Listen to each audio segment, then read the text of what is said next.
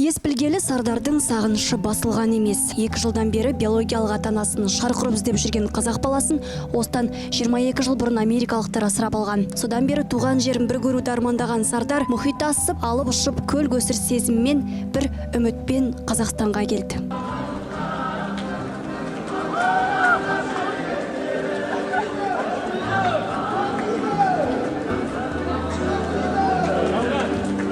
Елге өзі секілді достарымен келген Бол Сардар Бабкок әуелі Астанада, Павлодар мен Алматыда апта болды. Қазақ дастарханынан дәм татып, туған жердің тұмса табиғатын тамашалады. Алайда мақсат бұл емес.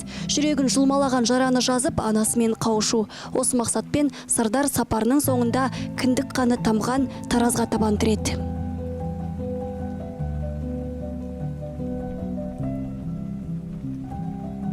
Келесі алысымен уақыт жоғалтпай бірден ата-анасын іздеуге кірісетінін айтты. Дәл қазір біз Сардардың 1 жасына дейін тәрбиеленген Үміт бөбектер үйіндеміз. Алдымен бөбектер үйіне бас соқтық. Құжатта Сардардың анасы Баймаханова Эльмира Қалмаханбет қызы перзентханада босанған күннің ертесіне қашып кеткен. Ал әкесінің аты жөні Бекнұр Баймаханов деп көрсетілген.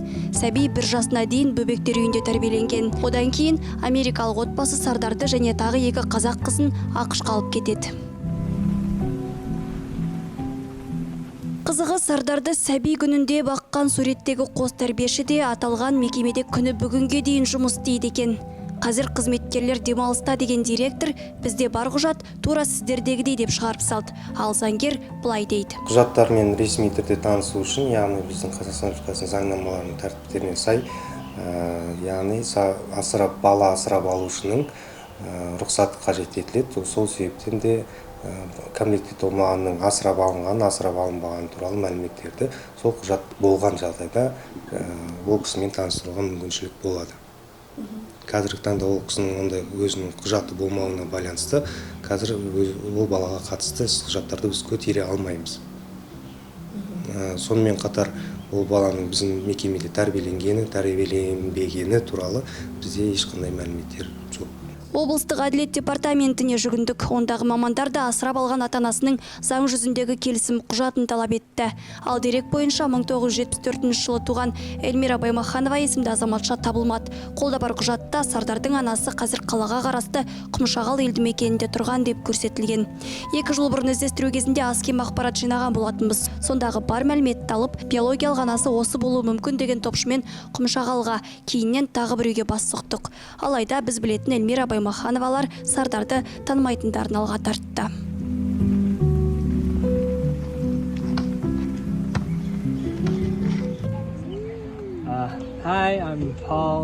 Туған жерді көргеніме өте қуаныштымын. Қазақстанға келер алдында қатты қобалжыдым. Әрдайым Тараз қаласын көруді армандайтынмын. Бөбектер үйінен асырап алған шақта есімде мүлдем ештеңе болған емес. Сонша жылдан кейін туған қаламның көшелерін аралау мен үшін бақыт.